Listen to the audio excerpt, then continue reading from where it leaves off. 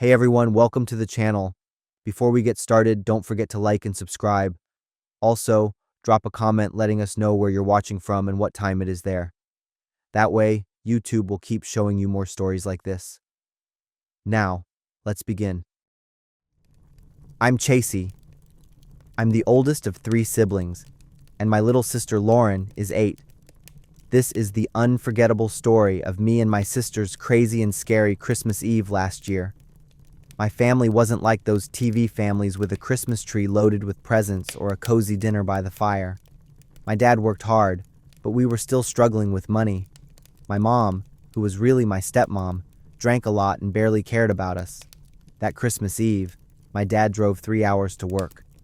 My stepmom got drunk and passed out in the afternoon, leaving us to take care of ourselves. I still wanted to make a good memory for Lauren. I'd saved up some money from my part-time job to buy Lauren a little gift, a dog keychain she really liked. When I gave her the gift, Lauren's eyes lit up, and her big smile made me feel like all the effort was totally worth it. Lauren surprised me even more. She gave me a handmade card with a thank you note and cute little drawings. A weird, warm feeling spread through my heart. We sat next to each other, all curled up in a big blanket, eating popcorn and watching Christmas shows on the old TV. Everything felt calm and happy. But then, there was a sudden knock at the door. Lauren jumped up and yelled, "It's gotta be Dad!" and ran toward the door without thinking, but I quickly pulled her back. Before he left, Dad had told me real seriously, "Don't open the door to anyone, especially on Christmas Eve. That's when bad guys can take advantage of things." Lauren still wouldn't listen and kept trying to run to the door. She looked through the peephole and shouted, "It's Santa Claus! Chasey, open the door!" But I felt a sense of unease rising in my heart. I looked through the peephole and saw a guy in a red suit and a Santa hat. But the look in his eyes was nothing like I'd imagine a nice Santa would have. His cold stare at the door made my skin crawl. I pulled Lauren away from the door, trying to sound firm. "You can't open the door. That's not Dad, and it's definitely not Santa." The guy outside started using a sweet voice, saying he just wanted to give us presents. But I wasn't fooled. I yelled through the door, telling him to leave. Instead of giving up, he got even more patient. The knocking got louder, more regular, and kept going. He pulled some stuff out of his pocket and started messing with the lock. My heart was pounding, and Lauren was shaking as she clung to me. I pulled Lauren over to the landline to call my dad, but the phone was dead, and my sisters and I just got more and more freaked out. At this point, I decided to call 911, but the operator didn't believe me and thought we were just messing around. I felt totally helpless and hopeless. Meanwhile, Lauren ran upstairs to wake up her stepmom, but nothing could get her to wake up. Lauren ran back down, hugged me, and then just broke down in tears.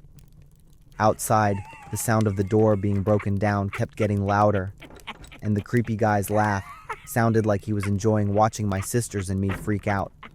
I had to come up with a way to fix this situation.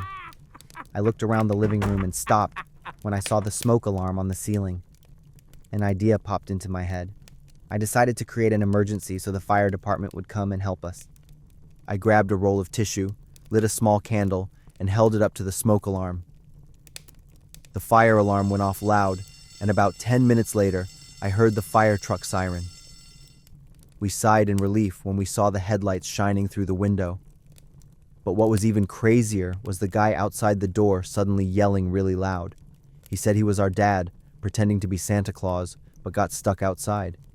His voice came through urgently, asking the firefighters to break down the door. The fear that hadn't completely gone away hit me even harder. My hands were freezing, but the worry about my sister's safety and mine made me feel stronger than ever. I knew that right then, I had to act fast. I remembered the family photo hanging on the wall in the living room. I quickly grabbed the photo, ran out, and cracked the door open, holding it up with shaky hands. I told the firefighters everything that happened. The guy outside wasn't my dad. He was a scammer who'd tricked us and was trying to break down the door. When the firefighters gave him suspicious looks, the creep immediately turned to run but got held back. The police were called right away, and the guy was quickly restrained. Once the situation was settled, the firefighters called my dad's work to let him know about the emergency. My dad came straight home that night. When he found out what happened, he was really mad. He and my stepmom got into a huge argument and then decided to get a divorce. My dad said that me and my sisters were the most important things in the world. My dad also switched jobs so he could spend more time taking care of us. That Christmas Eve was super scary, but it also made me realize how much power and responsibility I have as the oldest sister. And most importantly, it brought a change to my family, a new start to a better life, one without fear or lack of love.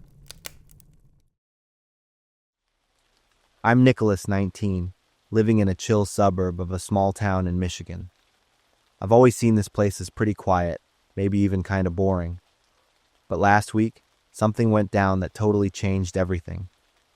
It was the night I figured out that sometimes the scariest stuff isn't shadows or ghost stories, it's people, the ones lurking behind a screen.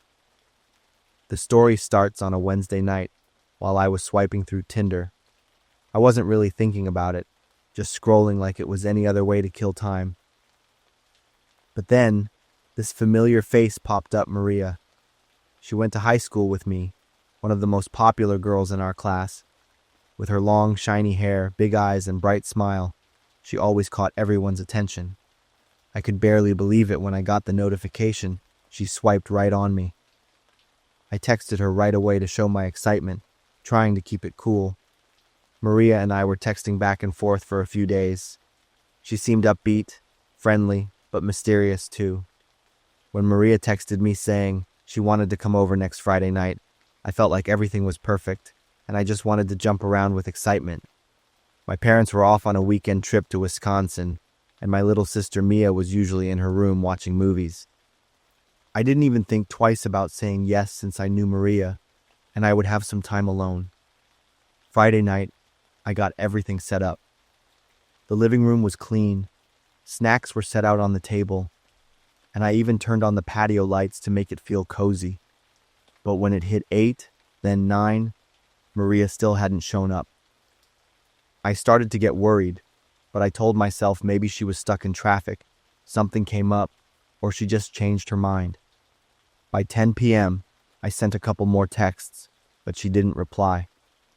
By this point, I was starting to feel uneasy. I grabbed my phone and gave her a call. When she picked up, I heard Maria's familiar voice, but it didn't feel as comforting as I thought it would. Her voice was cold and distant, and what she said hit me like a punch to the gut. Maria wasn't even on Tinder. Someone must have been pretending to be her. I felt like my blood just turned to ice. If it wasn't Maria, then who the heck had been texting me? Even worse, how did that person know where I live? I quickly went around checking all the windows and doors to make sure they were locked. My mind was racing with a million thoughts. Was this just some stupid prank, or was it something way more serious? My sister was up in her room. I didn't want to freak her out, so I just casually told her to lock her door. Mia gave me a curious look, but I just shook my head and didn't say anything else. I sat back down on the couch in the living room, trying to chill out. Outside, the wind was whistling through the bare branches, making this soft, whispery sound. The clock in the living room kept ticking, and every second felt like it was dragging on forever. Out of nowhere, I heard a weird noise coming from upstairs. I jumped up, my heart racing like crazy. Soft footsteps, really light but definitely clear. I froze, straining to hear, and then Mia's piercing scream shattered the silence. I bolted up the stairs, but it felt like my legs had turned to stone heavy and hard to move. Mia's door was wide open, and she was standing there, huddled up, pointing at the window. I looked where she was pointing and saw a tall figure standing in the yard under the pale yellow light. He was wearing a black hoodie, just standing there, completely still, like he was watching us. Before I could even move, he turned and vanished into the darkness. Mia was trembling. I grabbed her, pulled her into my room, locked the door, and quickly called 911.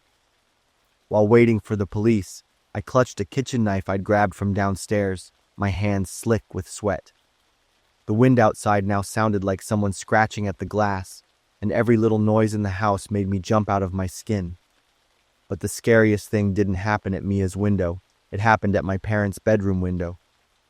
A sharp noise echoed, like glass being slid open. I froze, barely breathing, feeling like a rush of cold air had just swept in from somewhere. I didn't dare open the door. I just kept praying the police would get there in time. About 10 minutes later, the flashing red and blue lights of a police car lit up the window, and I finally felt a wave of relief, like I'd just been saved. The cops searched the entire house, inside and out. They found my parents' bedroom window had been forced open, with clear footprints in the snow outside, leading into the woods. Even though they searched the area around the house, they didn't find anyone. One of the officers asked if I had any idea who it could be, or if my family knew anyone suspicious. I had no idea how to answer. How could I even explain that this person had probably used a fake identity to trick me into thinking they were someone else on a dating app? After that night, I couldn't sleep right ever again. Every time I looked out the window, I couldn't shake the feeling that person's silhouette was out there, hiding in the dark. I couldn't help but wonder, why me? Was it just random, or was there something more to it? Whatever the reason is, I know things will never go back to normal. That person is still out there, waiting, and that thought haunts me every single night. Be careful what you come across online. Not everything's true, and not everyone's got good intentions. Sometimes the scariest things aren't ghosts or horror stories, but people you know, with a darkness behind them you never saw coming. I'm Oscar, and the creepy stuff I went through was like 15 years back. Back then, unlike most guys my age, I was pretty shy and kept to myself. When I was a kid, I didn't hang around or anything, just stayed home, watched TV, and read stories. When I got older, like in high school, I was still pretty quiet. I didn't cause trouble, but I wasn't killing it in school or great at any subject either. Back then, my buddies were all flexing with their girlfriends, while I was just showing off the skills I leveled up in my game. There wasn't much to say since everyone was into their own stuff. But I was the only one up front, so those group hangouts made me feel totally out of place. I got self-conscious about how I talked, especially if I was talking to a girl. There were a couple of girls in school who'd come up to me, but after like 3 sentences, they'd bounce. I only felt confident in my skills when I was gaming, so I started spending more and more time on it. And then, I met my first crush in the game. Her name was Casey, or at least, that's what I figured from her game tag. Funny enough, both Casey and I lived in New York. After a few times of being on the same team, I noticed Casey, but I wasn't really looking to get to know her. Then, out of nowhere, she hit me up first. Casey's way of talking was pretty hilarious. Had me laughing all the time. I figured she was around my age. Just a guess, though. Didn't want to ask anything too personal. We talked a lot about our shared love for gaming, and slowly started chatting about life and feelings, too. Talking to Casey made my heart feel tired, because it just wouldn't stop racing. Every day, I couldn't wait for game time, and seeing Casey's name online would have me grinning like an idiot. After we'd been chatting for like 2 weeks, Casey just suddenly dropped that she liked me, and I sat there staring at her messages for like 10 minutes, totally shocked. So, I had a girlfriend and was all proud, showing her off to my friends. They were doubting it and told me to bring Casey to the next hangout. Before I could even bring it up to Casey, she was the one who suggested we meet. Casey's always like that. Her being so upfront and taking the lead totally surprised and made me happy. Casey wanted to hang at my place, just the two of us, and only in the evening when no one else was around.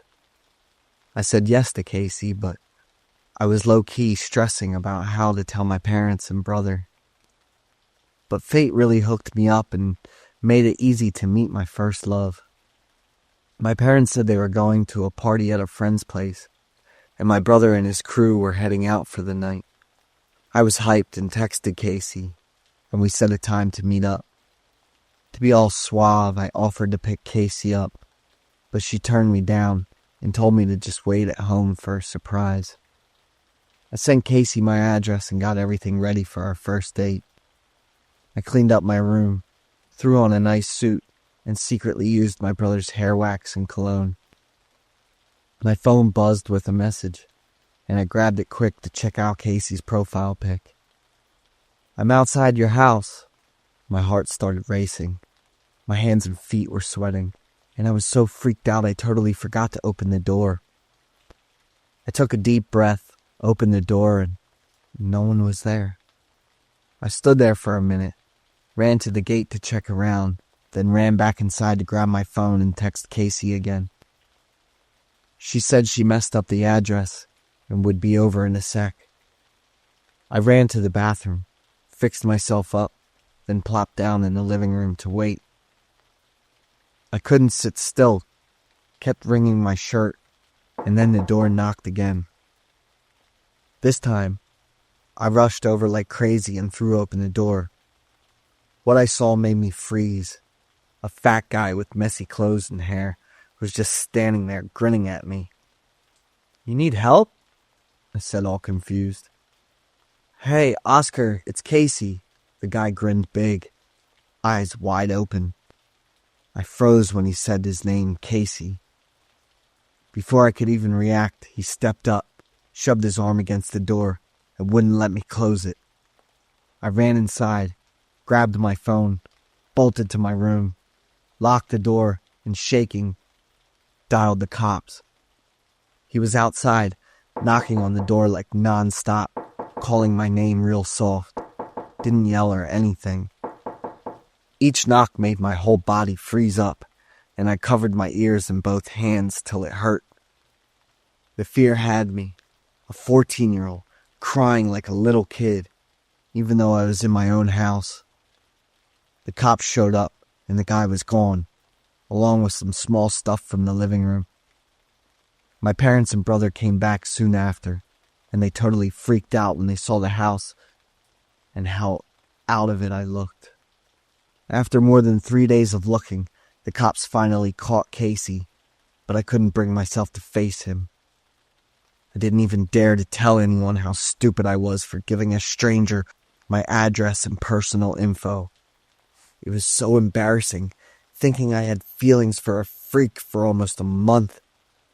Definitely a lesson in being careful that I'll never forget. My name is Taylor.